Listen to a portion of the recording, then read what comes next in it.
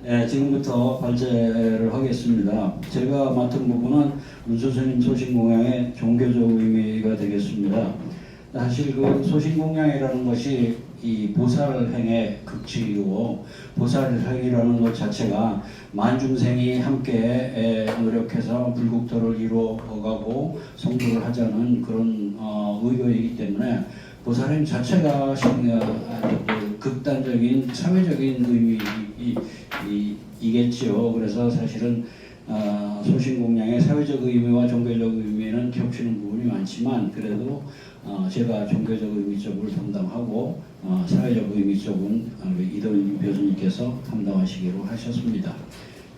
자료를 읽겠습니다. 우선 틱나탄 스님의 전체를 보면은 제가 틱나탄 스님에 의해 정원 스님의 사례, 그 다음에 소신공양의 경전적 의미, 그 다음에 전태일의 사례, 그 다음에 문수스님으로 넘어가고 나중에 2절에 가가지고 전체적인 그 보살행의 의미를 논술해 봤습니다.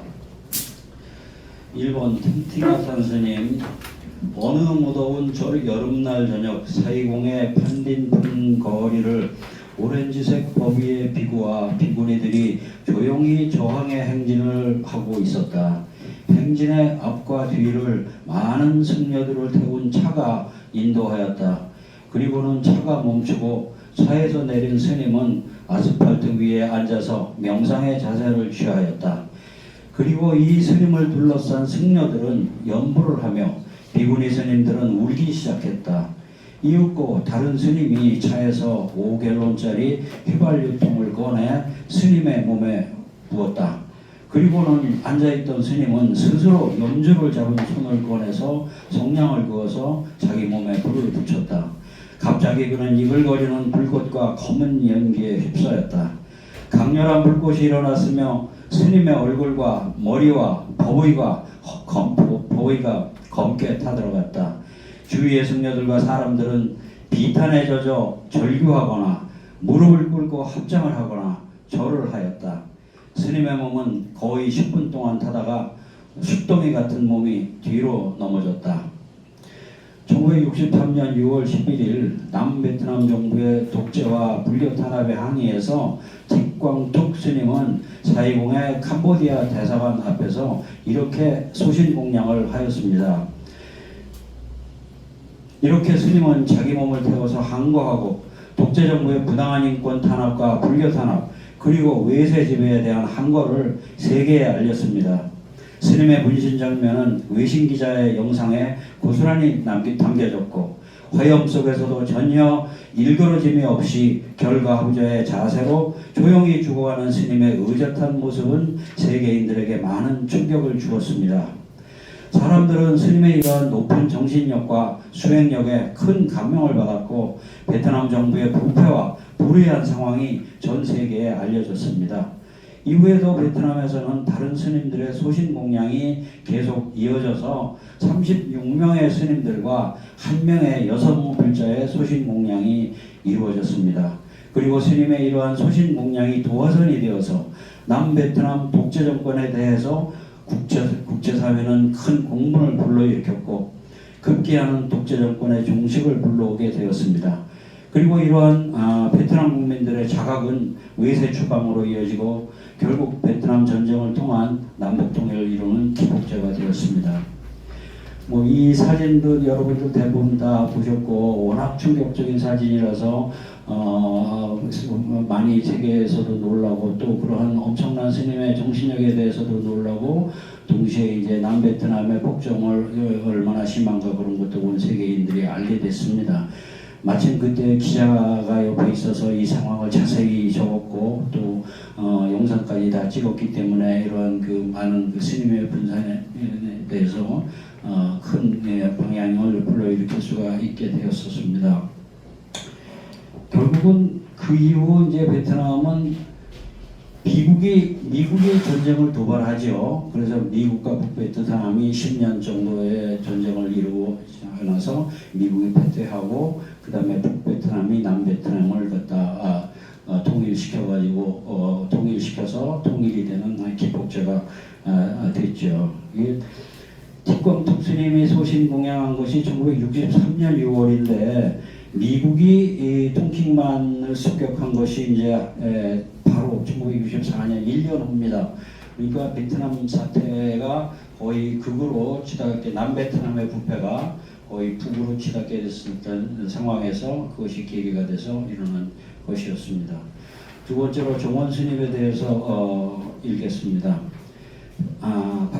박근혜 정부가 출범하고 얼마 되지 않은 2014년 4월 17일 세월호는 알 수 없는 이상한 이유로 침몰되었고 수백 명의 학생들이 바닷속에서 죽어가고 있었다. 그럼에도 박근혜 정부는 고의적으로 학생들의 구출을 지연시켰고 이에 대한 시민들의 항의 시위가 3년 동안 이어졌다. 그러나 박근혜 정부는 끝까지 이 고의적인 수장에 대한 이유를 밝히지 않았고 이후 최순실, 우병우 등에 의한 국정 개입과 전횡이 이루어졌다. 그리고 이에 대한 시민들의 불만과 항거는 연일 계속되었다. 그렇게 시민들의 항의가 계속되고 해를 넘겨서 2월 17일 2017년 1월 7일에 매서운 찬바람이 몰아치는 속에서 시민들은 경복궁과 광화문 내거리에서부터 시청까지 운집하여 항의 행동을 하였다. 밤이었죠. 이때 정원 스님은 이 사태 해결을 위하여 그리고 시민의 뜻을 확실히 알리기 위하여 경복궁 앞에서 자기 몸에 휘발유를 부어서 자기 몸을 불태웠다. 이는 스스로를 태움으로써 중생사랑을 이루기 위한 보살행의 실천이었다. 스님은 많은 날들의 참선 수행보다 또 수없이 많은 보시 이행 동사행보다도 더욱 크나큰 중생사랑을 위한 보살행을 실천하고 가셨다. 부세 대비행을 위한 보시행 중에서 자기 몸을 불태워서 이룬 보시행보다 더 큰 보시행은 있을 수 없다. 이렇게 정원 스님은 이미 전부터도 광주학살과 12.7 봄난에 저항하는 불교 탄압 공동위원회 위원으로도 활동하셨고 2006년 평택 대추리 미군기지 이전 반대 투쟁도 하셨고 2014년 세월호 사건 진상규명 투쟁을 또 직접 하시고 2016년 1월에는 한일 위안부 합의에 반발하여 외교통상부 정문 앞에서 화염병을 투척하여서 징역 2년, 보호관찰 3년을 선고받기도 하였습니다. 스님이 남기신 유서를 보면 일체 중생들이 행복한 그날까지 나의 발언은 끝이 없사오며 세세생생 보살도를 떠나지 않게 하옵소서 라고 하며 나의 죽음이 헛되지 않기를, 나의 죽음이 어떤 집단의 이익이 아닌 민중의 승리가 되어야 한다 라고 적혀 있었습니다. 급기야 스님의 소신공양에 힘입어서 시민들의 저항은 더욱 가열차게 이어졌으며 결국 이러한 행동은 박근혜 하야 그리고 헌법재판소에 의한 파면의 결과까지 끌어낼 수 있게 되었던 것입니다. 대부분들이 여기 이 사건을 기억하고 계실 겁니다. 그때 특히 스님의 소신공양이 밤에 그 추운데 덕수궁 광화문 앞에서 이루어졌기 때문에 그 장면이 훨씬 더 충격적이었죠. 그리고 그때가 어쨌든 박근혜 하야 투쟁의 가장 정점에서 있었기 때문에 그 충격은 더했고 그것으로 인해서 이제 박근혜를 파면시키는데 큰 역할을 했다고 생각이 됩니다.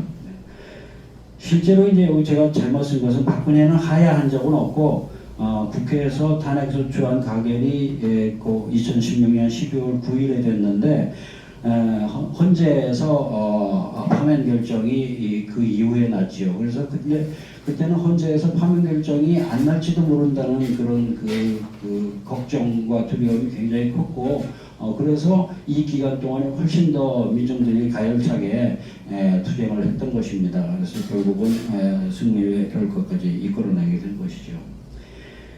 근데 한편 이 박근혜 정권을 되돌아보면은 그 박근혜가 취임이 2013년인데 세월호 사건이 2014년에 하고 1년 만에 그 이후로 3년 동안을 계속 세월호 때문에 그 투쟁을 한 겁니다.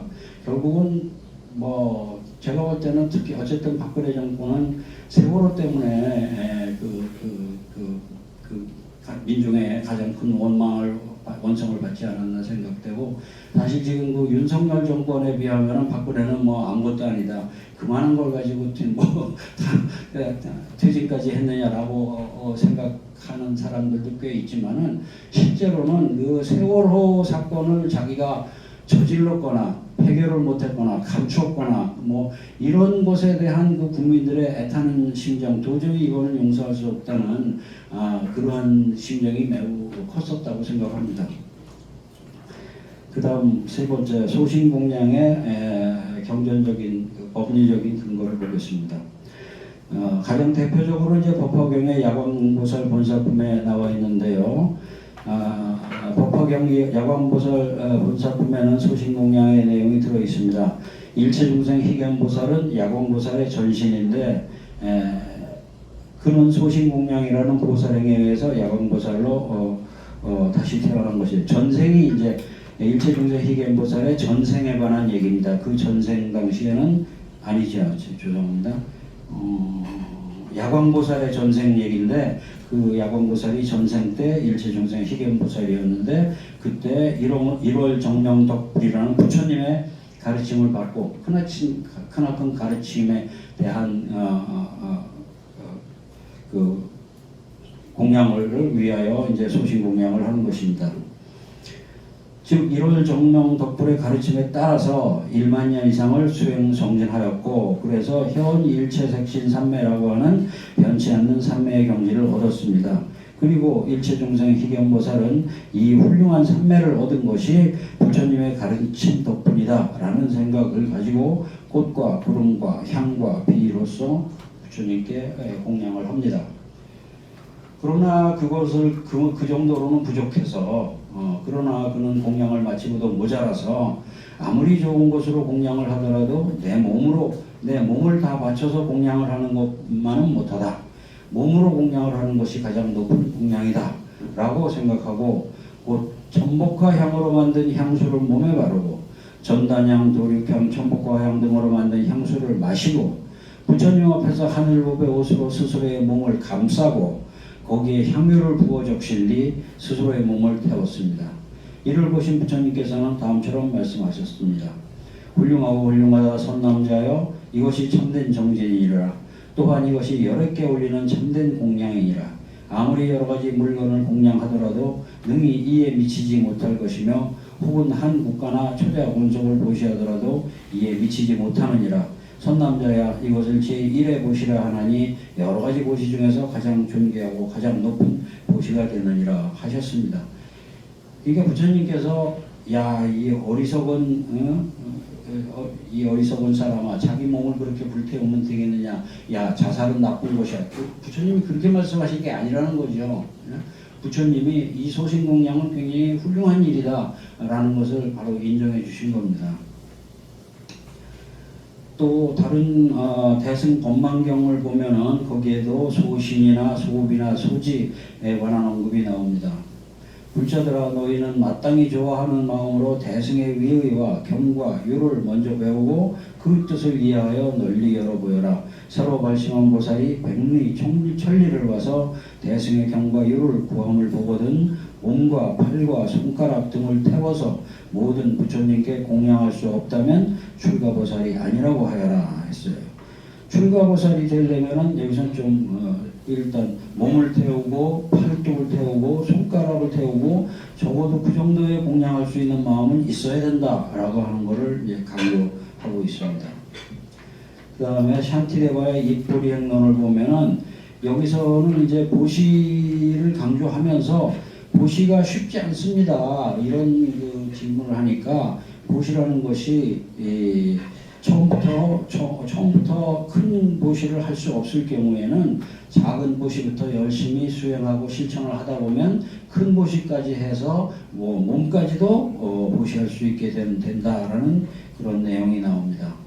그리고 또 고승전, 속고승전, 당고승전, 송고승전에 보면은 해익, 승경, 법광, 다몽 이런 스님들의 소신공양에 관한 기록도 나옵니다.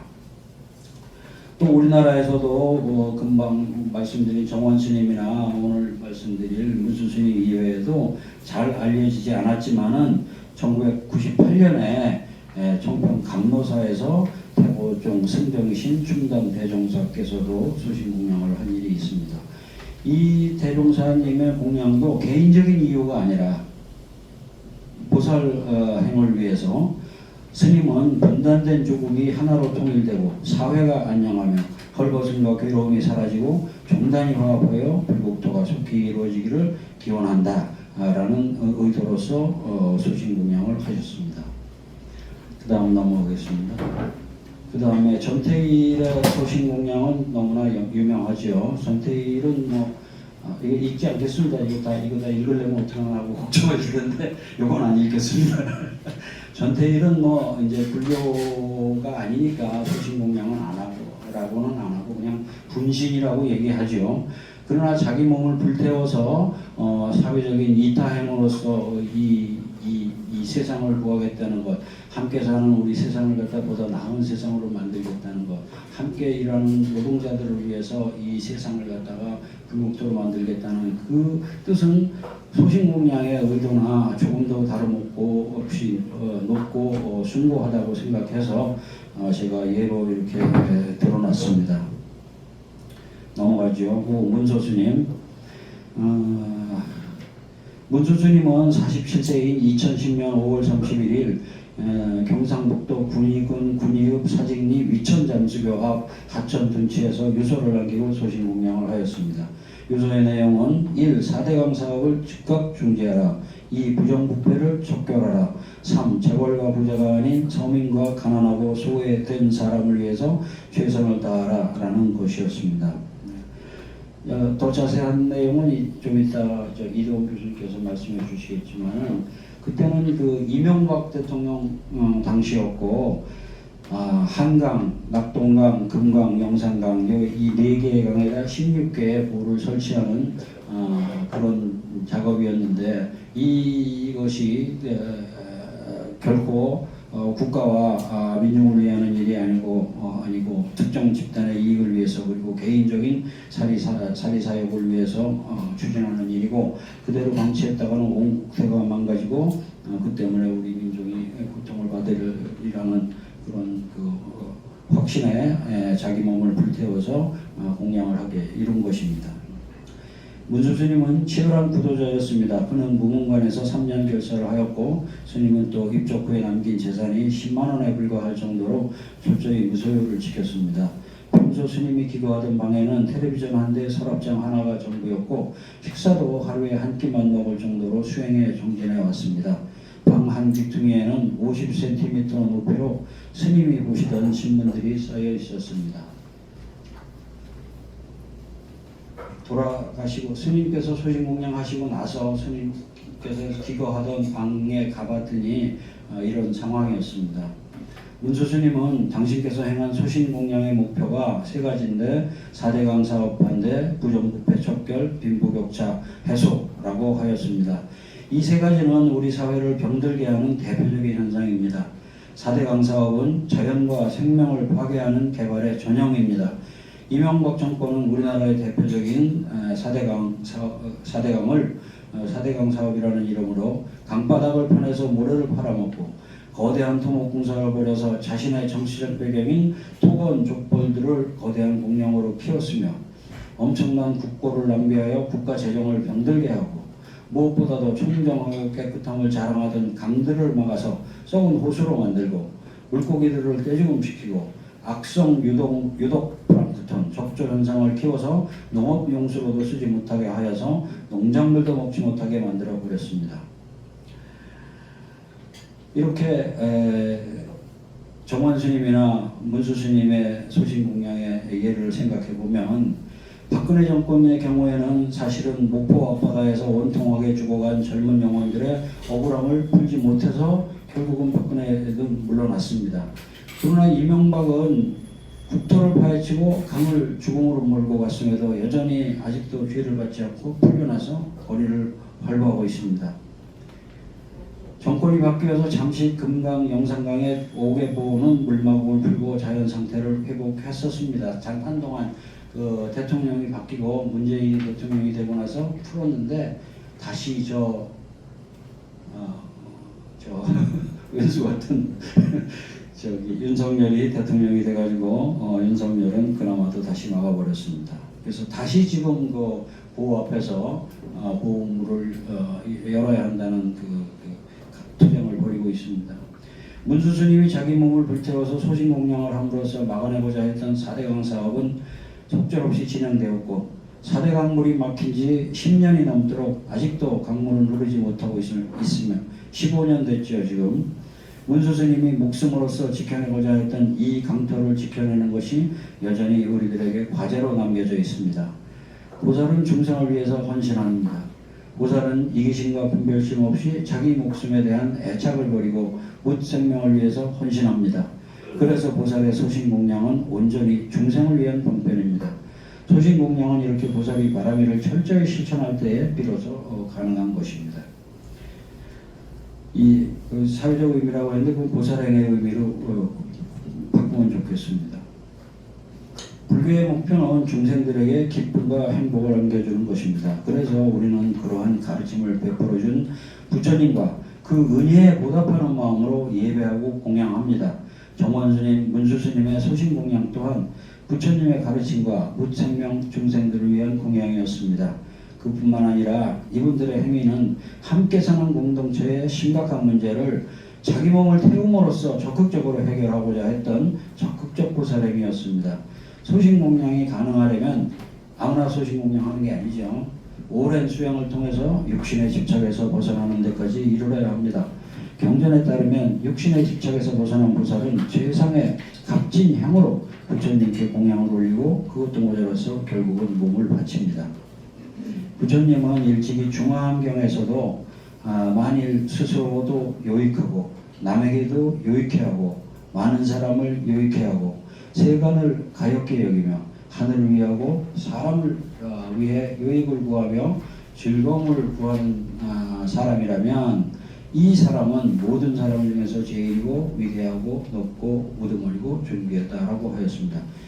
물론 중생을 위해서 유익한 일이 가장 높고 위대하다는 표현은 경전에 굉장히 많이 나옵니다. 대표적으로 그냥 여기서 뽑아봤습니다.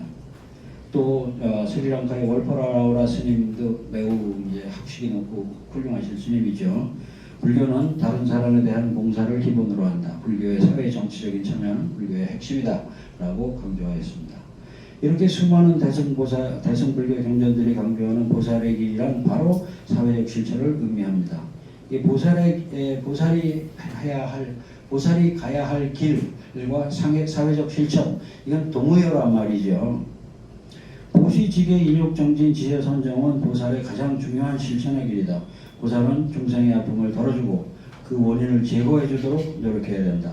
그것이 보살이 해야 할 일이다. 그러한 보살의 길의 온전한 실현을 위하여 자기 몸을 스스로 태움으로써 이루고자 하는 소신공양의 의미는 너무도 위대합니다. 일반적인 소신공양의 의미고요. 그래서 정원스님은 불교는 민중을 진정으로 사랑하라. 민중 즉 중생을 사랑하지 않는 불교는 가짜다. 수행되는 민중 속에서 불달을 실현하라. 박근혜와 그 일당들을 반드시 몰아내야 된다. 라고 외치면서 이 목적을 실현하기 위해서 스스로 몸을 불태웠습니다. 소신공양의 목적이 뚜렷하단 말이죠. 또한 문수스님도 4대강 사업을 즉각 중지하라. 부정부패를 척결하라. 재벌과 부자가 아닌 서민과 가난하고 소외된 사람을 위해 최선을 다하라는 목적을 실현하기 위해서 자신의 몸에 불을 지르고 자신의 몸을 바침으로써 보살의 길을 이루려고 하였습니다. 보살의 궁극적 목적은 중생들과 함께하는 해탈입니다. 이를 위해서 보살은 십바라미를 실천합니다. 십바라미를 닦은 보살은 중생들을 위해서 한량없는 마음을 내고 모든 것을 바쳐서 회양합니다. 태양이 조건 없이 모든 만물에 빛을 비추듯이 보살은 모든 중생들에게 아무런 조건 없이 성물을 베풀고 중생을 위해서 지옥도 가고 몸도 버립니다. 이를 회양이라고 합니다. 보살이 성분을 담는 이유는 일체 중생을 두루 이웃게 함입니다. 그 회양은 평등하며 인연이 없는 중생에게도 해당됩니다. 그리고 그 회양은 중생의 고통을 대신하는 것입니다. 보살은 내가 차라리 혼자서 이러한 고통을 받을지라도 중생들을 지옥에서 떨어지지 않게 할 것이며 내가 마땅히 지옥, 축생, 영라왕 등의 험난한 곳에서는 이 몸을 볼모로 잡혀서라도 모든 나쁜 갈래의 중생들을, 사막도의 중생들을 속죄시켜서 해탈을 얻게 하리라 라고 소원합니다. 좀 중복된 내용이 있으니까 건너뛰죠. 한 두 단 건너뛰어서 나타나는 모습은 다르지만 자기 목숨까지 바쳐가면서 공동체의 이익을 이루어내고자 하는 행위로는, 또 다른 행위로는 독립군이 있습니다. 물론 이분들은 뭐 불교적인 가치관을 가지고 계시진 않지만 뭐 불교라는 이름이 아니더라도 선한, 훌륭한, 지선한 가치관을 가지고 자기 목숨을 대의를 위해서, 높은 가치를 위해서 기꺼이 즐겨 바치셨던 분들입니다. 안중근 의사나 윤봉길 의사 등 독립군들은 일제치하에서 자기 목숨을 바쳐가며 공동체의 이익을 위했다는 점에서 이 둘의 의미는 크게 다르지 않다고 생각합니다. 자신이 죽을 줄 알면서도 만주벌판, 또 청산리에서 혹은 지리산 골짜기에서 꽁꽁은 발을 녹여가면서 싸웠던 것은 공동체의 이익이라는 이상을 실현하기 위한 것이었다는 점에서 본질적으로 소신공양과 다르지 않다고 생각합니다. 결어 읽겠습니다. 지금도 우리 사회에는 의롭지 못한 일이 너무도 많습니다. 보면 볼수록 너무 많은 것 같아요. 그 뿌리가 진짜 너무나 깊고, 중생들은 자기 이기심에, 탐진치에, 삼독심에 빠져서 남의 것을 취하고 정당하지 않은 권력과 재물을 두고 서로 싸우고 정치 권력을 부당하게 취득하고 부당하게 행사하고 탄압합니다. 그리고 그러한 결과로 민중들은 고통 속에서 허덕입니다. 권력자는 개인의 사익을 위해서 또 혹은 어떤 주술적인 이유로 어린 학생들을 바닷물 속에 수장시키고 수십 년이 지난 지금에도 그 원인을 밝혀내지 못하고, 또 어떤 권력자는 자기들의 권력 기반인 그리고 권력을 배후에서 지탱해주고 있는 토건 카르텔에게 먹잇감을 주기 위해 국토의 핏줄인 강물을 막고 보호를 설치하고 강물을 썩은 물로 만들고 악취나는 썩은 물로 농사를 짓게 만듭니다. 그러나 문수 스님께서는 당신 몸을 불살라서 온몸으로 한거하신 지 25년이 지났지만 아직도 사대강은 흐르지 못하고 막혀 있습니다. 15년이네요. 죄송합니다. 15년입니다. 그러므로 우리는 온몸을 불살라서 4대강에 대한 분탕질을 막아내고 정권의 반인륜적인 행태를 막아내고자 했던 문수 스님의 높은 뜻을 되새기고 해마다 결의를 다짐으로써 스님께서 몸을 불살라 훔쳐하고자 했던 뜻을 이루어 나가야 할 것입니다.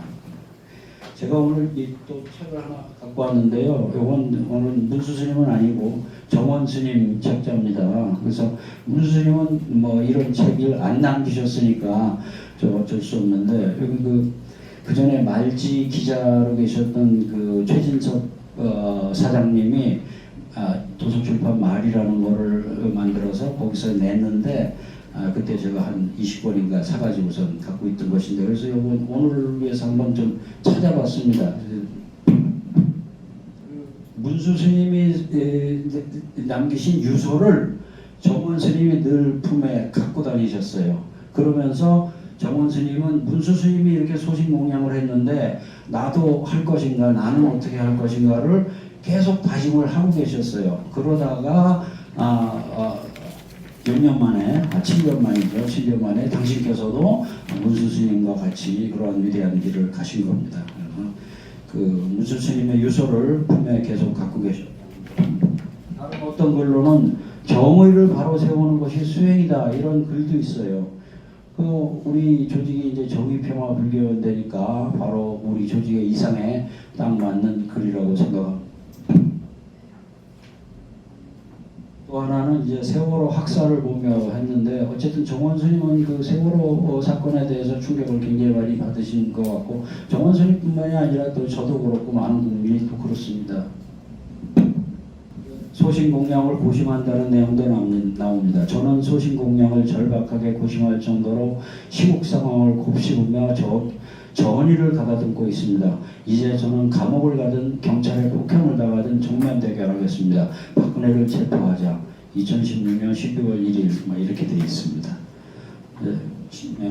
이상으로 제 발표를 마치겠습니다.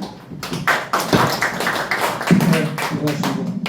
뭐 굉장히 길게 시간이 지나간 것 같은데 아까 저희가 한 30분 정도 이제 시간을 드렸기 때문에 그 안에서 잘 그 안에서 이루어졌다 이렇게 좀 말씀드리고요.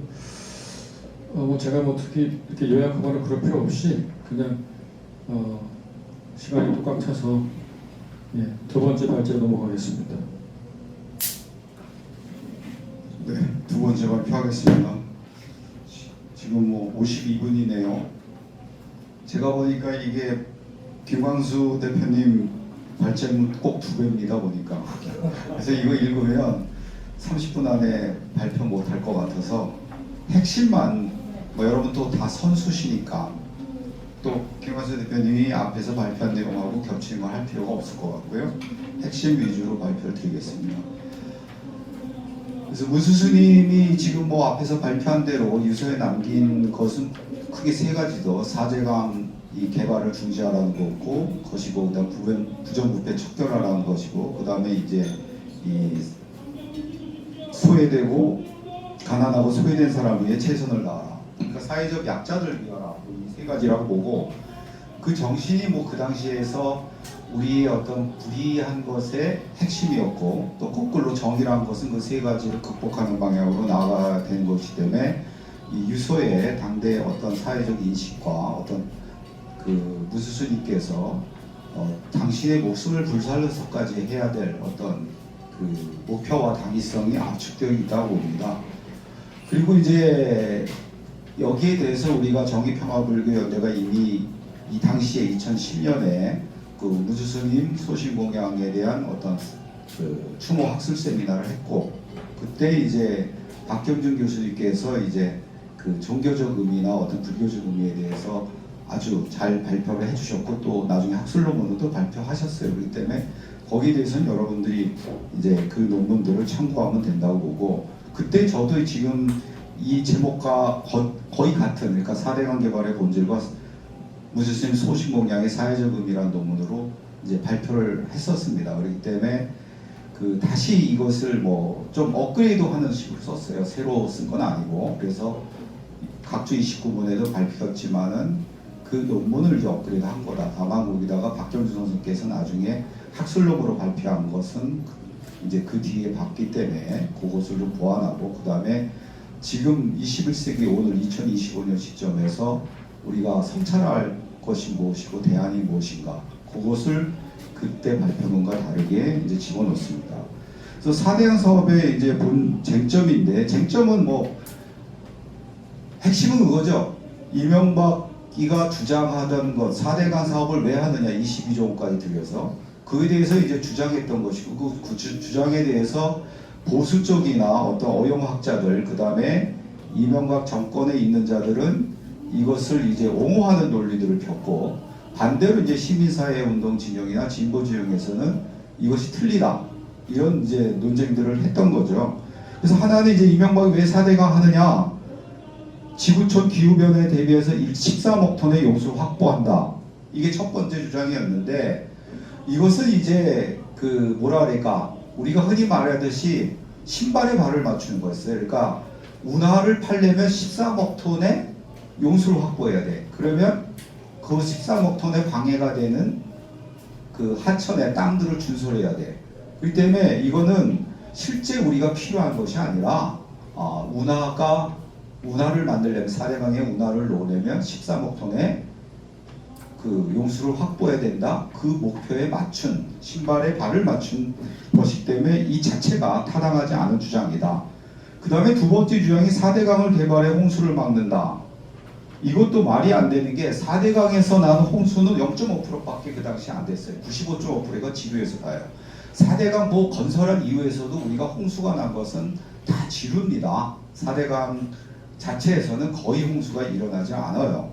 그렇기 때문에 이 자체도 그래서 시민운동 진영도 다 그 당시에 뭐라고 주장했냐 진짜 홍수를 막을 의도로 4대강 공사를 한다면 지류 개발에 초점을 맞춰라 이렇게 이제 반대 논리를 폈던 것입니다. 그 다음에 세 번째 주장이 4대강 사업으로 34만 명의 일자리를 창출하고 지역 경제를 활성화한다. 그렇지만 4대강 사업을 하면서 일자리를 잃은 사람들이 훨씬 더 많습니다. 그리고 그 일자리는 다 토건에 관련된 것만 잃었던 것이고, 그 토건은 4대강 공사 끝나면 다 돌아가 버리는 거예요. 그렇기 때문에 이것도 주장이 타당하지 않고요. 그 다음에 5급수 상태인 4대강의 물을 맑게 한다. 그런데 이미 4대강 물들은 그 전에 상당히 이제 우리가 하천의 정화 작업들을 했기 때문에 2급수예요. 그것을 거꾸로 4급수로 만든다는 얘기가 똑같은 거고, 여러분이 알다시피 물이라는 것은 흐르는 한 자연 정화가 일어납니다. 그러니까 물은 이제 그 물속에 있는 이온들의 작용, 그 다음에 물속에 있는 수많은 미생들의 물질 대사, 그리고 또 물속과 물가에 있는 여러 식물들의 물질 대사에서 정화가 일어나요. 그래서 우리가 흔히 윗물이 맑아야 아랫물이 맑다 하지만 물은 흐르는 한 아랫물이 더 맑습니다. 근데 그것을 막아놓는 순간 그 자연 정화가 일어나기 때문에 썩기 시작하는 거죠. 그래서 실질적으로 지금 뭐 낙동강 같은 녹차 라떼 현상이 일어나고, 녹차 라떼에 일어나서 물이 오염됐을 뿐만 아니라 거기 있는 녹조들이 독소를 품고 있기 때문에 농업연수뿐만 아니라 사람들한테 아주 치명적인 독을 그것이 내서 이 식수는 물론 농업연수를 사용하는 것도 타당하지 않은 거죠. 그런데도 왜 강행했냐? 이게 의문이죠. 사람들은 4대강으로 얻을 건 하나도 없다. 이득은 하나도 없는 거죠. 그래서 저도 기자회견장이나 발언하게 되면 그랬어요. 무대에 올라가서 차라리 22원 잡고 이명박 외국 망명했으면 좋겠다. 갖고 가라. 그거 안 막을 테니까. 차라리 22조 날리는 거가 낫지. 4대강 저거를 그대로 강행하게 되면 이거 되돌릴 수 없는 거. 뭐 윤석열 우리가 쫓아내서 윤석열이 망친 거 좀 시간 걸리겠지만 되돌릴 수 있어요. 근데 이명박이가 이 국토를 파괴한 거는 되돌릴 수 없는 거예요. 그런 얘기들을 했는데, 그럼에도 불구하고 강행하는 게 뭐냐? 저는 그 당시에 이제 이 주장을 계속하고 다니는데 두 가지다. 근데 대운하가 이제 실제 공사다 이거는 다 시민준명이 하던 거예요. 그리고 여기서도 이제 저는 그 중요한 것이, 그래서 14년 걸려서 최승호 PD가 추적이라는 4대강 다큐멘터리를 만들어서 개봉을 했어요. 그런데 그것도 저는 보진 않았습니다. 보진 않았고 인터뷰하는 거나 관련 기사 읽었는데 좀 실망을 했어요. 이 운하를 만드는 거 아니면 목적이 없는 사업이다. 여기에만 초점을 맞췄더라고요. 그러면 저는 4대강 본질을 보지 못한다. 그 당시에도 저가 이제 4대강 그 사업 저지 그 범국민 대치에 이제 학계 대표로 들어가서 활동을 했는데, 그 당시에 환경운동단체는 시민단체 운동단체하고도 싸운 지점이 크게 두 가지인데 그 중에 하나가 이겁니다. 거기 다 대운하라고 그런 거예요. 그래서 아니다 이것은, 저는 대운하 이거 뭐 여러분도 그 이제 뭐 타당하지 거 아니까 이거 다시 말씀드릴 필요 없고, 저는 토건 카르텔의 장기 재정 확보와 장기 집권 프로젝트다. 실질적으로 그 근거로 된 게 여러분도 아시다시피 당시에 2010년대에 토건 사업을 하면요 대개 60%의 낙찰을 봅니다. 그러니까 100억 공사면요 이렇게 공개 입찰을 하면은 실제 60억의 낙찰을 봐요. 그 60억, 60%의 낙찰 받아도 거기에서 10% 내지 20%가 정치 뇌물이나 이런 로비 자금으로 나갑니다. 그래서 실질적으로 토건 사업을 하면 40% 정도나 50% 사이에서 이 사업이 이루어지는 겁니다. 근데 당시에도 그거를 측정을 해봤어요. 이건 제가 한 게 아니라 다른 이제 경제학자가 한 거죠. 해보니까 턴키 방식, 그러니까 일괄 수주 방식으로 안 하고 4대강 같은 공사국에 다른 토건 사업의 그 통계가 아닙니다. 거기에서는 평균 이 낙찰률이 62.4%예요. 근데 턴키 방식으로 한 것은 낙찰가가 93.4%예요. 그러니까 60%로 해도 그 중에서 10% 20%가 뇌물로 가는데 순전히 31%가 더 이게 공사비가 더 과다하게 책정된 거예요. 그래서 31%만 잡아도 얼마냐? 1차 공사국에서만 1조 4천억이에요. 그렇기 때문에 저는 그 당시에 주장한 게, 이건 최소한 이명박을 중심으로 한 토건 카르텔들이 5조 원의 어떤 그 국민의 혈세를 지네들 뇌물로 먹는 사업이다. 이렇게 이제 단정을 하고 이 토건 카르텔을 해체하는 운동하고 여기에 대해서 초점을 맞춰서 운동도 비판을 해야 된다 했지만은 이 점들을 잘 수용하지 않더라고요. 당시 뭐 한겨레도 칼럼을 쓰였지만은 이걸 이거는 그냥 문장식으로 막 한 것은 실어줬어요. 근데 그 다음에 이걸 구체적으로 수치까지 다 한 거는 안 실어줘서 미디어 오늘에 실고 나중에 메디앙이라는 그 진보 지형의 인터넷 거기 신문에다가 실고 이랬던 거죠. 그래서 저는 지금도 여기에 대한 어떤 그 분명한 인식을 우리가 하고 지금도 보면은 지방에 우리나라 지자체가 풀뿌리 민주주의 안 되는 가장 큰 이유가 뭐 여러 가지 요인이 있지만 그 중에 전 핵심이 지방의회의 의원들의 80% 가까이 토건 카르텔 사람들입니다. 그렇기 때문에 4대강도 이명박이 가장 무서운 게 시민들의 촛불이 아니었어요. 가장 무서운 건 뭐냐? 농부들이나 그 이해 당사자들이 직접 그 포크레인 앞에 눕고 불도저 앞에 눕는 것을 이명박이 가장 그렇게 하면 4대강 공사 못한다고 생각했기 때문에 그 전에 뭘 했냐? 돈을 뿌려버렸죠. 돈을 뿌려버렸어. 그래서 이제 4대강 반대 운동은 저 두 쪽 진영에서 하나는 불교 쪽에서 수경씨와 같이 하고 한쪽은 이제 범국미 대책위원회에서 하고 했는데 그때도 여기 계신 최현 대표님하고 그래갖고 같이 조사단을 만들어서 우리가 4대강 사업으로 이 파괴된 마을을 한번 돌면서 이 조사를 해보자 했는데 그때 성천보 근처인가요? 한 마을을 갔는데 그 마을에 주민이 저는 한 350명 정도였다고 기억을 해요. 근데 티켓 다방이 5개예요. 350명이 마을에. 그럼 티켓 다방이 돌아가려면 어떻게 되겠어요? 그러니까 농부들이 어떻게 되냐? 준설토를 이제 논에다가 이제는 덮는 거예요. 그럼 이 사람들이 몇 년 동안은 농사 못 짓잖아요. 그걸 보상을 줬어. 그러니까 할아버지들이 할 일이 없으니까 그런 티켓 다방 가시고 이러는 거예요. 완전히 가정이 파괴되고 공동체가 완전히 파괴되는 거죠. 대개 마을들이 그럽니다. 여러분도 보면 개발을 하면은 단순히 어떤 토건카를 장악하고 돈이 날아가는 게 문제가 아니에요. 완전히 그 전에 어떤 탐욕이 아닌 방식으로 살아갔던 공동체가 완전히 무너지는 거예요. 그런 것이 더 큰, 그러니까 국토 파괴에다가 한국이 저는 가장 자랑할 만한 거, 저는 공동체가 살아남았다는 겁니다. 지금까지도 한국이 이중적이에요. 돈 가치를 최고로 추구한 나라가 됐어요. 그래서 성공의 목적이 뭐냐? 돈 버는 거, 출세하는 거, 이거로 가장 많은 사람이들 해요. 근데 그 이면엔 또 아직까지도 공동체적 지향이 굉장히 강해서 우리가 뭐 윤석열 정권 파면 윤석열 퇴진운동이나 아니면 뭐 아시아나 항공기 뭐 사건 나거나 금목이나 이럴 때 보면 뭐 그런 것들이 그냥 무의식에서 막 집단무에서 발현이 되죠. 근데 그런 것들을 속속들이 파괴하는 것이고 우리 국민 저는 내 안에 MB라는 용어를 썼는데 내 안에 MB라는 탐욕을 다 강화하게 만드는 거예요. 그런 것들이 가장 큰 문제였고 바로 그래서 이걸 강화하는 것이었다. 그래서 제가 한번 기자회견장에서 이런 걸 속속들이 밝혔더니 당시 이부영 의장이 기자회견 끝난 뒤에 그런 거예요.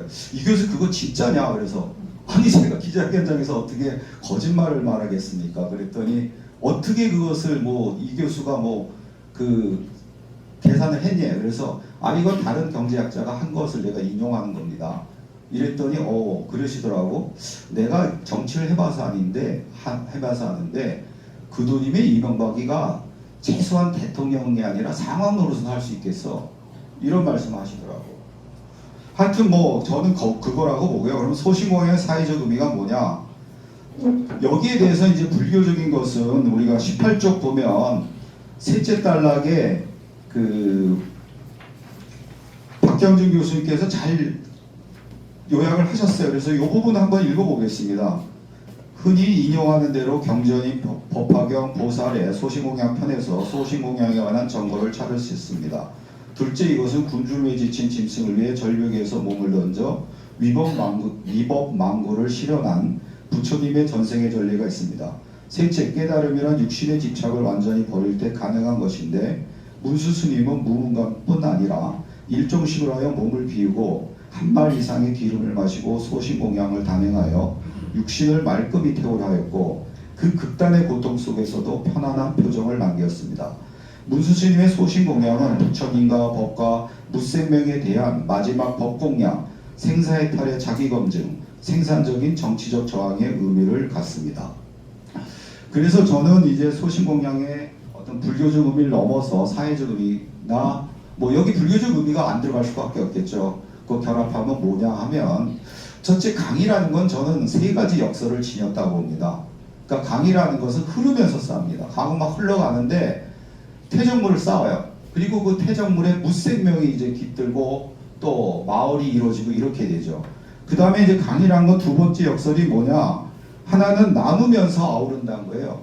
그러니까 강이 흐르면서 막 지류들이 생기면서 나눕니다. 그래서 강 저쪽과 이쪽이 마을이 언어도 다르고 제사한 풍습도 다르고 이렇게 갈라지고 생명들도 이쪽 지류에 사는 어떤 물고기가 이쪽 지역에 또 안 살아요. 천연기념물 물고기 같은 것도 보면 이 지류 따라서 갈라지죠. 우리나라 뭐 예를 들어서 뭐 대표기가 열목어는 서해쪽으로 흐르는 강에 살고 그 다음에 뭐 동쪽에 흐르는 강에는 또 연어가 올라오고 이렇게 되죠.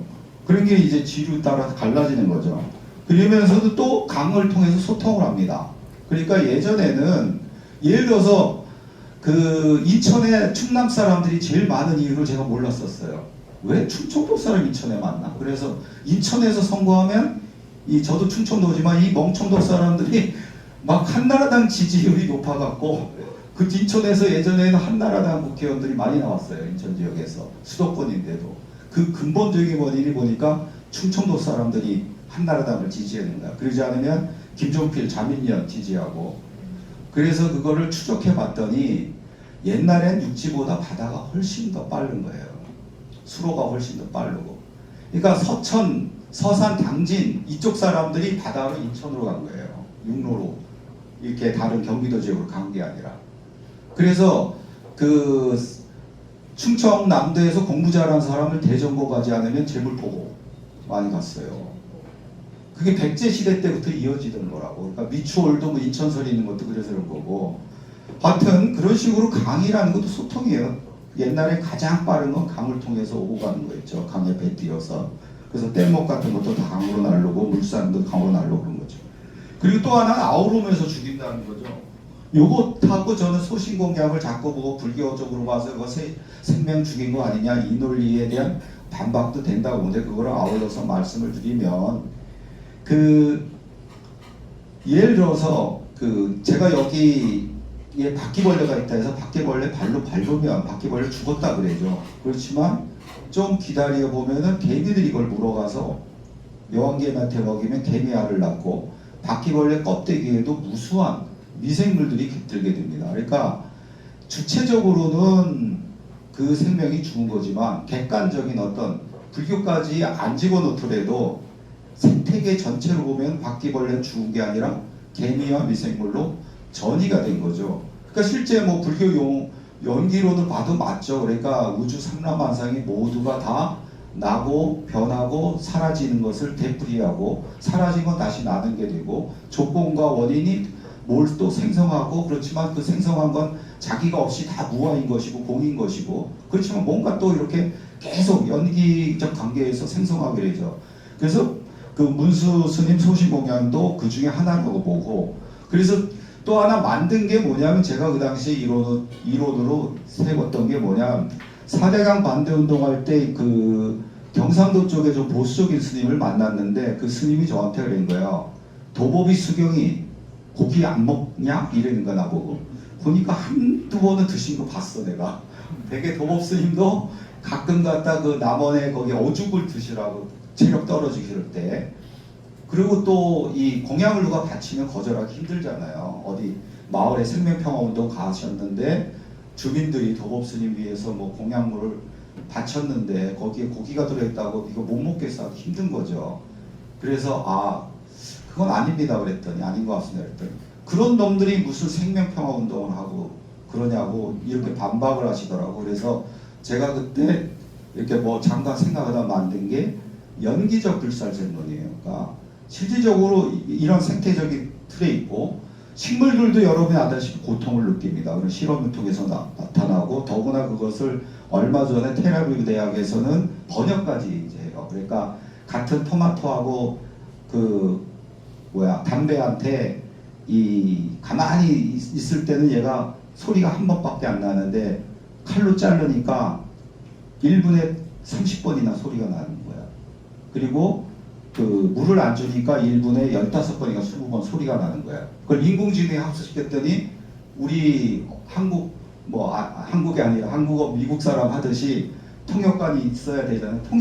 인공지능 번역해준 거야. 얘가 아파요. 얘가 예를 들면 나 목마르요. 뭐 이런 식으로. 그걸 어떻게 하느냐. 얘가 기포를 터트려서 하더라고요. 그러니까 나름대로 얘들 고통 느끼고 그것을 전달한 시스템이 있죠. 그 전부터 뭐 화학물질로 자기가 뭐 해충이 치면 화학물질로 동료들에 알리고 이랬잖아요. 그런 걸로 봤을 때 저는 그런 거 말고도 또 생명이란 것은 근본적으로 다른 생명의 죽임을 전제로 합니다. 그러니까 화학적으로 보면 이제 생명체는 에너지를 내야만 어떤 움직일 수 있는 유기체예요. 그렇기 때문에 다른 생명을 먹어서 자기가 다른 생명의 생명성을 먹이로 해야만 자기의 생명성이 유지되는 거예요. 그러니까 생명성이란 거 안에는 이미 다른 존재의 죽음이라는 게 전제가 돼 있어요. 그렇다면 식물도 먹지 말아야 되냐? 이런 문제가 생기죠. 그렇기 때문에 저는 진정한 어떤 불살생 정신, 그러니까 예를 들어서 뭐 스님들이 물속의 미생물도 살리기 위해서 여순함을 갖고 다니는 정신은 높이 사야 되지만 실적으로 불가능하다 이거죠. 내 호흡만으로도 지금 수많은 여기 제 앞에 미생물이 제 앞에 제가 말해서 토해내는 이산화탄소만으로도 수많은 미생물이 죽어간단 말이에요. 그렇기 때문에 저는 연기적 불살생론으로 봤을 때 도법 스님과 수경 스님의 어떤 생명평화운동은 올바른 것이고 우리는 어떤 한두 개체의 어떤 생명성보다 4대강 만들면 수십억의 생물들이 죽는다. 그렇기 때문에 그런 생태적인 균형을 지키려는 그런 어떤 불살생 정신으로 가야 된다. 그렇기 때문에 저는 문수 스님의 소신 공양이 종교적으로만 불교적으로만 타당할 뿐만 아니라 이런 틀로 봤을 때는 그 생태적인 어떤 생명 구제행이다 이거죠. 생태적인 이 균형을 갖다가 하려는. 그 다음에 두 번째는 진속불이의 어떤 구현이라고 봐요. 이게 어떤 민중불교론이나 어떤 중생구제하고 다 결합되는 건데 불성론 중에서 저는 기존의 불성론들은 상당히 뭐랄까 전 정태적이었다고 봐요. 근데 이제 원효도 화쟁의 목표를 요익중생이라고 봤어요.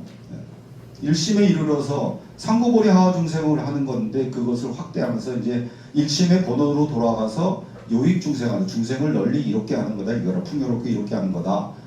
그래서 진속불이론은 뭐냐면 내가 달라이라마의 상으로 수행정진을 하고 깨달아서 부처가 되었어도 부처가 아니라 이거죠. 왜 연꽃이 아주 향기가 우겨난 살록에 있지 않고 진흙 속에 있느냐. 바로 그거와 같은 거죠. 내가 깨달아서 부처가 되었어도 중생이 고통 속에 있는 나는 아직 부처가 아니다. 그럼 언제 부처냐? 그 고통 속에 있는 중생을 부처로 만들 때 내가 그 순간 부처가 되는 거다.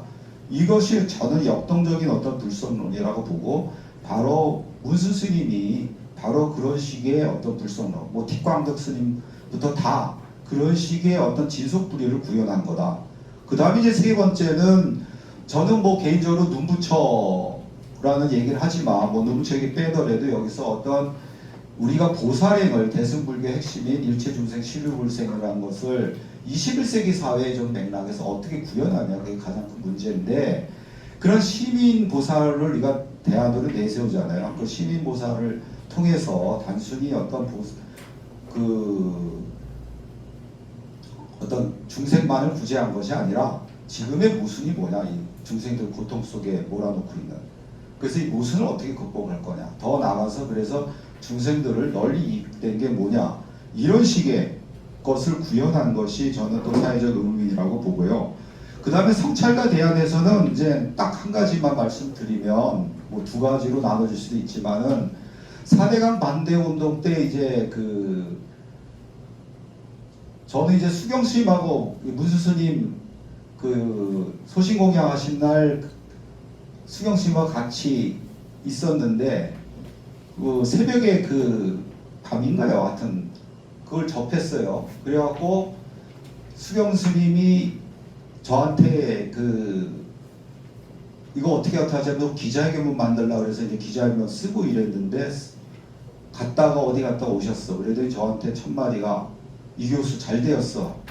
그래서 왜요? 그랬더니 자승이가 그 조계장으로 문수 스님 그 소신 공양한 것 조계장으로 하게 됐대.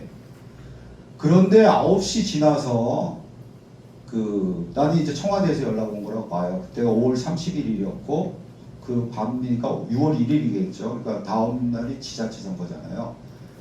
그러니까 이제 청와대에서 연락 온 것으로 아는데 자승이가 번복한 거예요. 은혜사 교구장으로 하자고. 그래서 수경선이 배터리가 나갈 때까지 자승하고 통화했어요. 막 육두문자까지 써가면서 심한 육두문자까지.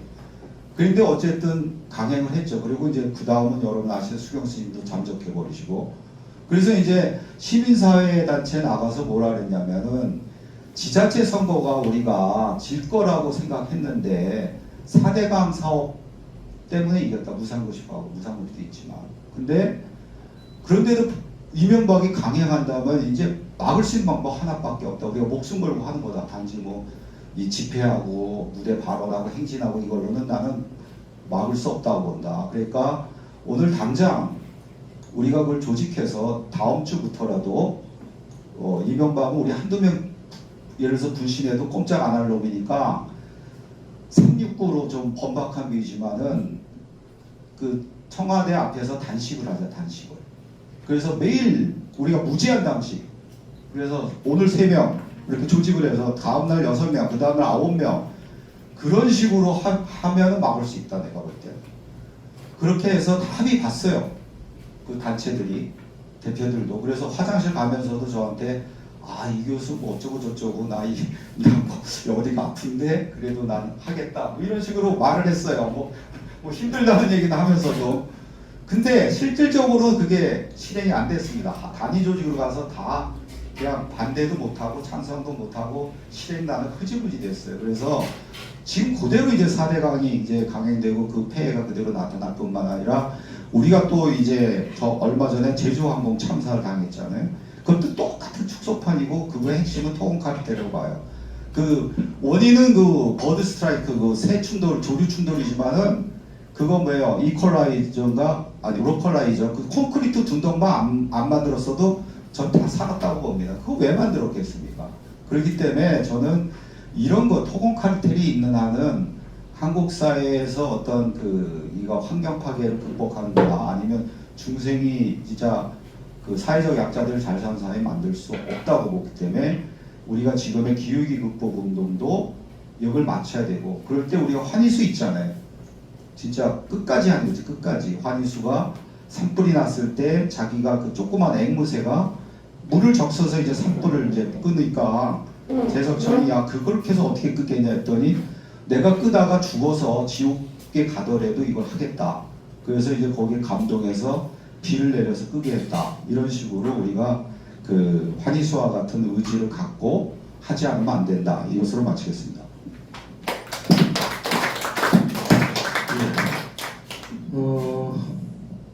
토론으로 들어가겠습니다. 토론 발표는 박영준 교수님 먼저 하겠습니다.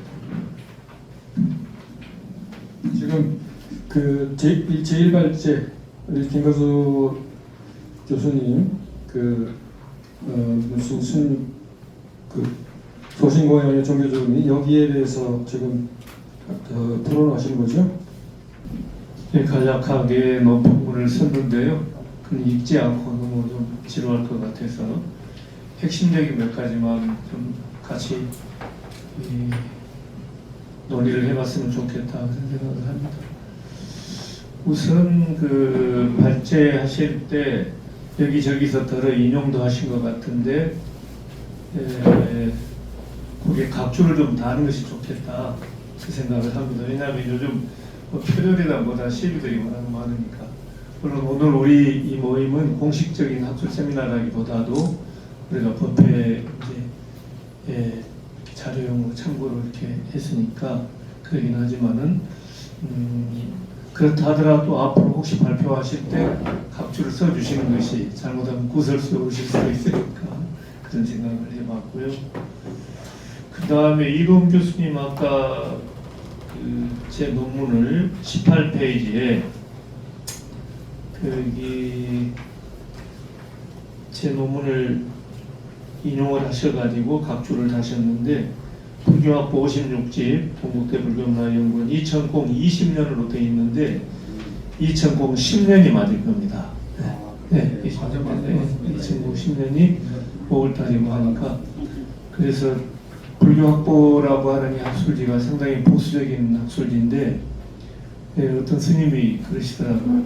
불교학부에 이런 논문이 실렸다는 게 굉장히 쇼킹하다 그런 얘기를 하셨는데 어쨌든 뭐 논문의 형식이라든가 뭐 그렇게 해서 세 분들이 다 심사를 하고 하는데 저도 어쨌든 한번 해보자 뭐 평가해서 안 좋게 될 수도 있지만은 왜냐하면 불교학부도 앞으로 이런 문제의식을 가지고 학자들도 논문을 써야 되지 않느냐 이제 그런 생각으로 했었던 건데 이렇게 좀 고쳐주시고요. 제 1번 이쪽은 그냥 넘어가겠습니다. 어쨌든 여러 가지 많은 사례를 이렇게 또 다시 소개해 주시고 해서 저도 새로웠고 다시금 좀 돌아볼 수 있는 소신 공유에 대해서 계기가 되었습니다. 제가 질문 드리고 싶었던 것은 두 번째입니다. 두 번째 제 논문에서 제가 이 부분을 얘기한 건데 제가 읽어보는 게 좀 더 여러분들이 이해하는 데 도움이 될 것 같네요. 아까 김강수 교수님께서 초기 경전 아함경을 인용하시면서 불교라고 하는 거 이제 불교에서는 제일 훌륭한 사람은 어떤 사람으로 보느냐 했을 때 나를 이롭게 하고 남도 이롭게 하는 이 사람, 그러니까 달리 말하면은 자리이타입니다. 그 대승보살이라고 하는 그 자리이타의 인간상이 그냥 나타나는 게 아닙니다. 초기 경전에서도 이 세상에서 가장 그 바람직한 사람이 누구냐 했을 때 나도 이롭게 하고 남도 이롭게 하는 이제 그런 그 개념을 제시를 하거든요. 그래서 이제 그러면은 소신 공양이라는 것은 남을 위하고 공양하고 뭔가 사회적 불의에 저항해가지고 많은 사람들에게 혜택이 돌아가게 하고 이타적인 것은 틀림이 없는데 그것이 나는 희생한 거 아니냐 이제 이런 질문을 얼마든지 할 수가 있어요.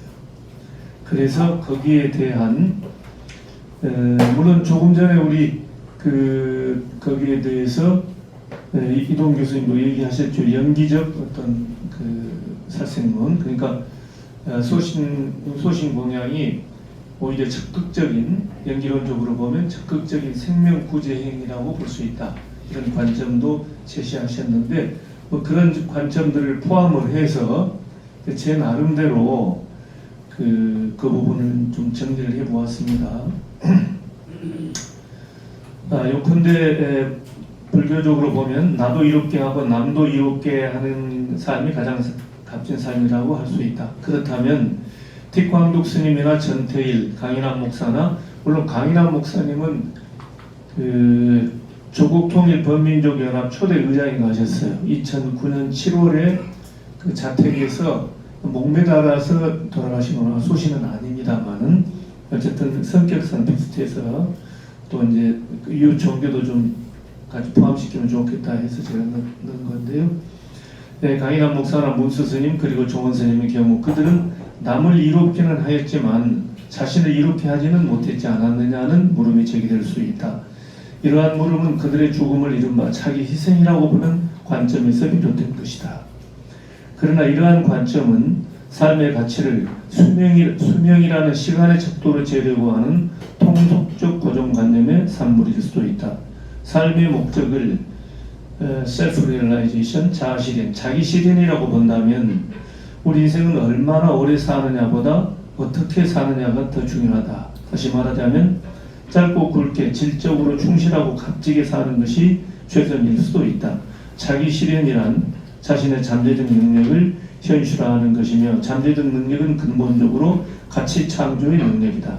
아름다운 청년 전태일의 분신은 수많은 노동자의 인간다운 삶이라는 엄청난 가치를 창출하였고, 그러한 큰 가치를 창조한 그의 분신은 결국 자기 희생이 아닌 자기 실현이라고 볼 수도 있는 것이다. 문수 스님과 정원 스님의 경우 또한 그 소신이 급박한 상황에서 온 생명을 위해 대자비를 실천하기 위한 그보다도 더 지혜로운 방편이었고 그보다 더 효과적인 방법이었는 최선의 선택이었다고 한다면, 그것은 도피적 자기 파괴가 아니라 적극적 자기 실현으로서 삶의 가치를 극대화시키는 생산적 삶이라고 할 수 있을 것이다. 근데 뭐 이렇게 한번 좀 억지스럽기는 하죠. 근데 제가 이제 왜 이렇게 했냐면요, 사실 지금이라도 만약에 문수 스님이 소신공양 하시겠다 하면 전 말릴 겁니다. 정우 스님도 그렇고요.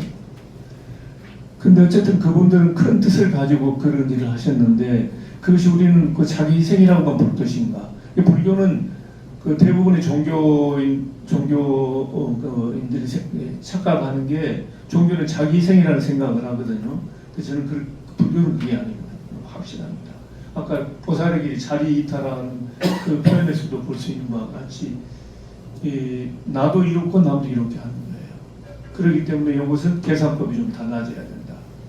저도 이 아름다운 청년 전태를 정말 존경하고 이제 그랬는데, 옛날에 여기 저 고가도로가 있었잖아요. 거기 다니면서 청계천 택시 타고 저녁에 갈 때 그 생각 너무 안타깝다. 왜 살아서 할 수 있는 방법은 없었느냐 이런 생각을 많이 했는데, 어느 날 문득 제가 계산법이 달라진 거예요. 만약에 100살까지 전태일이 살아가지고 더 좋은 일을 하고 했었는데, 그 당시 노동자들이 비참하고 그런 속에서 어떤 그런 방식으로 이제 했을 때, 아까 말씀을 드렸습니다만은 그게 자기 실현이라고 이제 하는 그런 관점에서 보니까 좀 계산법이 달라지더라고요. 이제 그런 것들도 있었고 해가지고 논문을 쓰면서 한번 이제 요 얘기를 해봤던 건데, 아니나 다를까 여기에 대해서 2023년 헤럴드 경제의 김성훈 기자가 거기 대체 비판을 했습니다. 박경주 교수가 이렇게 얘기했지만, 그러나 이에 대한 비판의 목소리도 적지 않다. 자살 중에 가장 고통스러운 방법으로 알려진 분신은 일반적으로 억울함을 호소하거나 어떠한 주장을 강하게 표출하기 위한 최후의 수단으로 쓰이는 경우가 많다. 시위나 집회에서 종종 나오는 이유다. 불자가 나름의 가치를 추구하듯 일반인도 나름의 가치를 위해서 선택하는 것이다. 다만 그러한 가치의 정당성을 인정하더라도 극단 선택이라는 수단은 옳지 않다는 사회적 합의가 자리 잡고 있다. 그 사회적 합의는 그런 거지 말아야 된다라고 이렇게 말하고 있어요. 이에 일반인의 경우 유서 전문을 언론에서 보도할 경우 제재를 받기도 한다. 만약 조계종에서 자선생과 같은 극단 선택에 대해 소신공양이라는 말을 사용하며 수행자 사이에서는 충분히 있는 일, 절대 피안의 세계로 깨달음의 성취를 한 것이라고 주장한다면, 아마 조계종 총문 쪽에서 자선스님의 의견을 조금 미화하는 그런 얘기들을 이 김 기자가 이렇게 요약한 것 같습니다. 주장한다면 일반인의 극단 선택을 조장하는 셈이 된다는 지적이다. 생명의 가치를 누구보다 소중히 여기고 일반인에게 전파해야 할 종교가 오히려 잘못된 길로 인도한다는 것이다. 이 김성훈 기자의 글은 자승스님의 분신을 소신공양으로 미화하는 것을 비판하려는데 초점이 맞춰져 있다고 생각됩니다. 하지만 문수 스님이나 정원 스님의 소신공양에 대해서도 비판적인 입장을 견지하고 있는 것으로 보입니다. 앞에서 이제 제 그 이야기에 대해 가지고 바로 비판의 소리도 작지 않다. 요거는 뭐 그런 의미라고 충분히 추측이 됩니다. 그래서 이 김 기자의 비판에 대해서 우리 김광수 교수님께서 혹시 어떤 생각을 하시는지 요걸 한번, 요게 이제 가장 큰 질문이고요. 몇 가지 조금 우리가 이제 불교 학문도 하고 우리가 이제 불교 신행을 바탕으로 우리 이제 활동을 하고 있는 불교 시민사회 단체이기 때문에 교리적인 입장에서 잠깐 그 문제를 제기해 보았습니다. 첫 번째는 김 교수님께서는 일체 중생과 함께 불국토를 이루겠다는 보살의 서원이 이루어지기 전에는 개인적인 성불도 있을 수 없고 일체 중생이 함께 성불할 때에야 비로소 보살의 성불도 이루어진다라고 서술하셨습니다. 그렇다면 서가모니 부처님의 성불은 어떻게 보아야 할까요? 하는 질문입니다. 그 다음에 이제 두 번째는 아까 안중근 의사나 윤봉길 의사 독립군들은 일제치하에서 자기 목숨을 바쳐가며 공동체 이익을 위했다는 점에서 이 둘의 의미는 다르지 않다. 둘의 의미는 이제 소신 공양과 독립군들의 이제 죽음이 다르지 않다 이런 뜻이겠죠.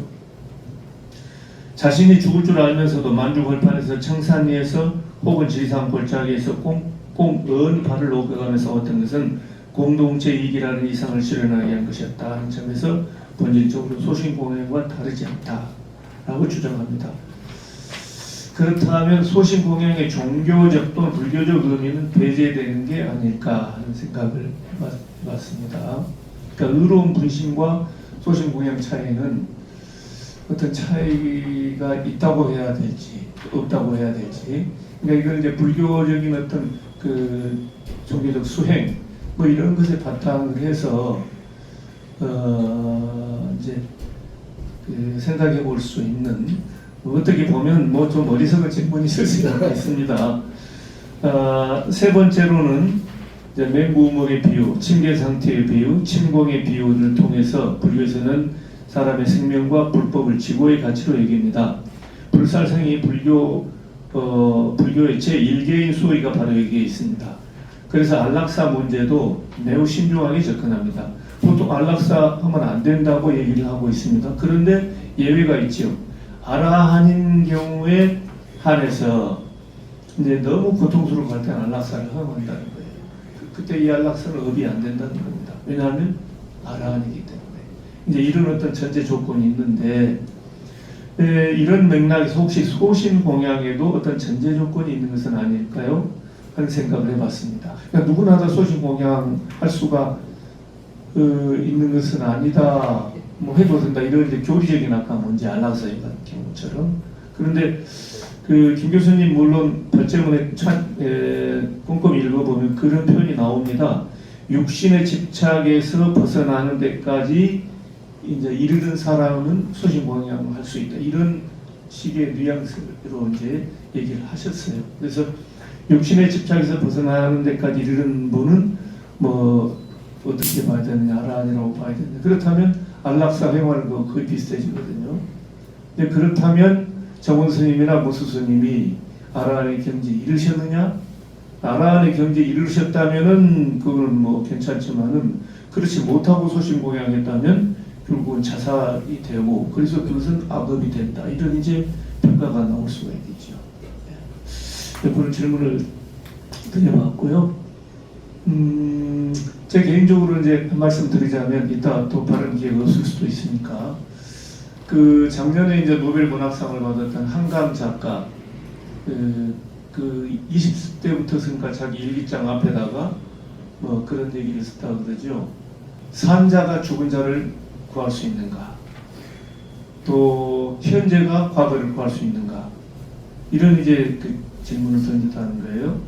근데 우리도 충분히 그럴 수 있잖아요. 희생당하고 정말 고귀한 청춘, 꽃표 보지도 못하고 이런 사람들을 지금 우리가 살아있는 입장에서 그런 분들을 어떻게 구할 수 없을까? 이런 생각 충분히 할 수 있다고 봅니다. 근데 이게 나중에는 또 어떻게 바뀌냐면요. 죽은 자가 산 자를 구할 수 있는가? 또 과거가 현재를 구할 수 있는가? 이제 이런 또 질문으로 바뀌어가지고 소설을 또 쓰고 그랬다고 제가 봤습니다. 그런데 우리 이동 교수님들 얘기하듯이 불교 연기론으로 보면 이제 세상의 모든 것이 상호 의존적 존재라고 하는 거기서 또 한 차원 더 넘어서서 인터비커밍, 상호 생성, 상호 소멸하는 그런 역동적인 그런 관계라고 본다면, 이제 문수 스님이나 정원 스님의 소신 공양이라는 것도 그냥 그 자체로서 어떤 의미를 갖는다 이거보다 오늘을 살아가는 우리와 끝없는 어떤 상호작용 속에서 그 빛을 발할 수도 있고 퇴색할 수도 있고 여러 가지 그런 생각이 들어요. 그러니까 이제 문수 스님, 정원 스님이 우리를 살리기도 하고 구하기도 하고 또 우리들이 어떻게 하느냐에 따라서 우리가 그분들의 죽음을 구할 수도 있는 이런 어떤 상호작용 속에서 이제 계속 해 나간다고 보았을 때 우리들이 앞으로 특히 정의평화부 의원께서 뭐 이야기는 제가 여러 번 얘기했었습니다. 우리가 열심히 또 활동하고 노력하고 함께 연대해서 해 나가는 것이 그분들의 죽음을 더 빛나게 하는 것이고 의미를 더 살리는 것이다. 그런 말씀을 드렸는데 역시 그 말씀을 제가 강조해드리고 싶습니다. 예, 조영 사회노동 집행위원장입니다. 그 위원장은 선임입니다. 저번 주 지하철에 계시다 보니까 모르시고 제가 전부 토론문 이거 쫙 이렇게 있지 않아가지고 좀 짧은 그런 적반이 긴 글적을 하니까 치고 난처할 때 이런 거 하는 뭐 연설하고 선동하고 하는 건 잘하겠는데 이런 걸좀 맡습니다. 네, 그래서 사회적 원래 제목이 사회적 의미이기 때문에 저는 사회적 의미에 대해서 국한해서 생각합니다. 먼저 저는 여기서 다들 운동하신 분들 많이 계시는데 아마 모두가 저 자신도 그랬고 한참 운동을 하거나 힘들 때 또 이걸 돌파해 나가야 되는데 저는 노조 운동을 꽤 오래 했던 사람으로서 정말 아주 답답할 때는 야 이거를 진짜 죽어야 되는 생각을 아무나 다 아마 합니다. 우리 저는 KT 노조 출신 한국통신 여기 박종전 선배하고 박경준 선배하고는 저보다 동국대 불교대학원에서 1년 몇 년 선배들입니다. 그때 같이 동국대학교 같이 불교학과 있었는데 그 이후에 제가 한국통신 노조를 하고 파도 잡히고 몇 번 잡히고 몇 번 붙어들고 그랬는데 그 속에서 많은 죽음을 저항의 표준을 내가 죽어야 되나 또 전대일사 또 11월 13일 그 당시에 뭐 연세대학교도 집회 많이 했잖아요. 행진이나 또 철도 쪽에서 야 이거 정말 또 경찰이 억울하잖아요. 잡혀갈 때 야 이거 어떻게 해야 되나 많은 노동운동가들뿐만 아니라 민주화운동, 통일운동가들도 다 고민을 했던 문제입니다. 그래서 저는 여기서 제가 드리고 싶은 말은 간이 이게 소신공장을 표현을 계속 쓰시는데 이 소신공장이 맞나 저는 처음부터 계속 이야기를 하면서 제가 부끄럽지만 모 선생님이 돌아가셨을 때는 불교계에 없었습니다. 비정규 운동을 하고 있을 때입니다.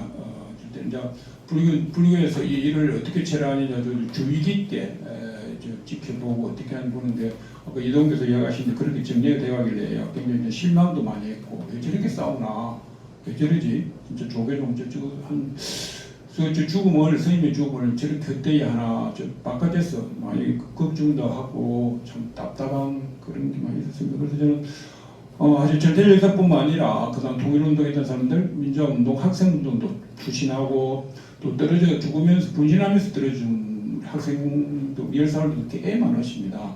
요즘은 또 누가 돌아가시냐면 비정규직 노동자가 많이 돌아가십니다. 소위 말하는 저항을 하는데 주로 목을 매든가 음도하든가 그러면 투신 그러고 요즘 또 성소수자도 스스로 목숨을 많이 끊습니다. 아저씨 베니스 하사 또 스스로 목숨을 끊었죠. 한국 사회에서 최고 차별받는 것 중에 하나가 이주 노동자와 성소수자입니다. 최고 지금 차별에 시달리고 그리고 성소수자는 가정에서도 따돌림 당하고 부모님한테도 차마 그 신분을 말 못하는 자기 성적 지향을 말 못하는 그런 삶 속에서 마지막 목숨을 끊는 그런 성소수자가 간혹 나타납니다. 얼마 작년에 2년 전인가 인포라 목사라고 성소수자 운동을 기독교에서 열심히 했던 목사인데 자살했습니다. 도저히 기독교 안에서 지금 대변했는데 성소수자 도저히 감당 못하는 탄압 속 정신적 탄압 못 이겨내고 정말 저보다 훨씬 열심히 성소수자 운동을 했는데 그분 스스로 그런 현상이 많이 나타나는데 우리는 그분은 대부분 그냥 스스로 목숨을 자살하는 표현을 쓰고 스스로 목숨을 표현해주면 이제 소위 말하는 불교에서는 소신공 분신 노동자도 간혹 많이 나타났죠. 대부분 그 비정규직 노동자가 분신하는 경우가 많았습니다. 그래서 저는 그럼 저는 문 선생님이 그러면 이게 소신공장이냐 이거 논쟁할 필요는 없고요. 제가 왜 분신 인표를 좀 고집하는 이유는 그 유서에서 찾고자 합니다. 문 선생님 유서는 사대강 반대, 그리고 부정부패 반대, 그리고 재벌이가 부자보다 성인과 가난한 사람에 의한 최선을 다하라는 것이 딱 요약됩니다. 이거는 누가 보더라도 온몸으로 이 시대를 모순에 대해서 본인 스스로 싸울 수 없는 스님으로 상계 속에서 이 부분이 한국 사회, 그것은 한국 사회 최고의 모순이고 이걸 해결하지 않으면 우리 가난한 사람, 한국 사회는 미래가 없다는 것을 뭐 하루아침에 고민한 것 같지는 않고요. 아주 오랫동안 고민하시면서 스스로 몸을 불태웠기 때문에 저는 이것을 분신이라는 표현성이 맞다. 왜 그러냐면 이거를 소신공양 바깥에서는 불교적 범위 안에서 가둬버려요. 우리 스스로 불교적 안에서 가둬버리는 경우가 생깁니다. 이거는 분신이라는 표현과 소신은 좀 다르다. 이 세상에 느낄 때는 소신공양은 스님이고 그러나 하지만 분신은 아주 강력한 저항 정신을 가지고 있다. 소신공양은 말 그대로 공양이라는 단어를 써요. 뭐 부처님한테 공양하든 저 경전에 이 안에 누가 옳고 그러면 논쟁을 하고 싶지 않아요. 그리고 저도 솔직히 말은 하고 싶지만 그 다음 기회가 있으면 하겠지만은 공양이라는 표현은 다르다. 이 분신하고 그래서 저는 이 분신이라는 표현이 적절하지 않나 그렇게 생각하고요. 쌍차도 뭐 이동 교수도 쌍차 활동 많이 하셨지만 이 가압류 당한 노동자가 굉장히 많았습니다. 가압류 좀 며칠 전에 노조법 2, 3조가 통과됐는데 가압류 당한 노동자 가족들이 많이 죽는 경우가 아파트에 뛰어내리고 많이 죽었습니다. 그래서 스스로 제일 약한 사람 두 가지죠. 한 사람은 비정규직 노동자들이든 성소수자는 경기 약인데다 혼자 외로움과 처절함 속에서 그냥 자결하는 경우고 분신은 저항이에요. 이건 사회적 정의를 위해서 이거 스스로 저항하면서 이거 모든 대중들한테 알리는 싸움이다. 그래서 저는 그것은 저텔리에서도 분신을 하듯이 저는 이 문수 스님을 소신이라는 단어보다는 분신한 단어를 사용함을 해가지고 좀 더 대중과 결합도가 높아지고 대중들이 이 문수 스님을 다시 평가할 기회가 있지 않겠나 생각이 들고요. 두 번째는 이 싸움을 어떻게 할 것이냐.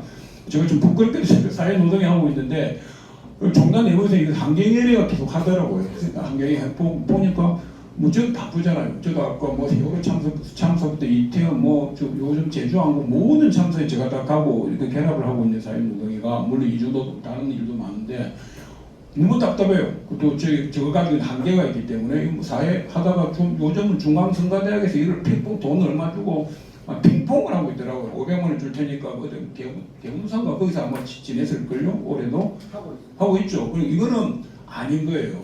이건 아니다. 그래서 저 같으면 이렇게 안 하죠. 이거를 지금 그래서 정평물 동지들도 굉장히 범위가 한정돼 있잖아. 이걸 어떻게 저는 저 오늘 들고 싶은 말은 이 문수 스님이 싸움을 일단 정신 개성이 최고 중요하다 생각이 들어요.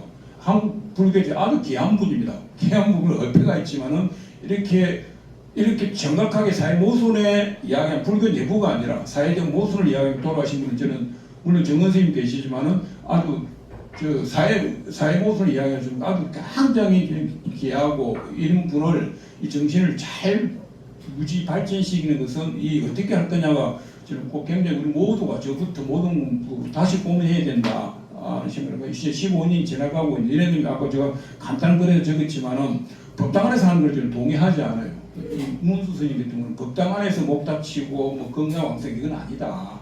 그러하지 말고 문수 스님이 얘기했던 4대강 요즘 제가 볼 때 한국 기후 환경 운동도 굉장히 많이 쇠퇴했어요. 힘이 없어요. 옛날에 많았지만 요즘은 기후정의 행진 1년에 한두 번 행진만 하지 위력적으로 싸움을 못하고 있어요. 제가 볼 때는. 그래서 우리는 불교계에서도 이 문수 스님의 정신을 이어받아서 좀 더 대사회적으로 드러내고 그리고 법당 안에서 갇혀있는 그런 법회보다는 사람이 10명 모이든 20명, 30명 모이더라도 의미 있는 장소에서 의미 있는 법회로 대중법회를 열면서 그 모습을 다시 한번 성화시키는 이래 하면 좋겠다. 그리고 일이 일어난다면 저 자신, 우리 사회노동위도 적극적으로 결합하고 있어요.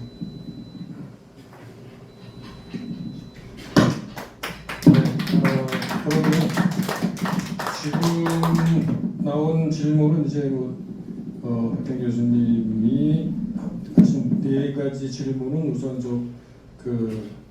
김광수 교수님이 해주시고 지금 양한호 위원장님 질문은 이동 교수님이 이제 대답하는 걸로 하고 이후로 이제 종합 질문을 받겠습니다. 그리고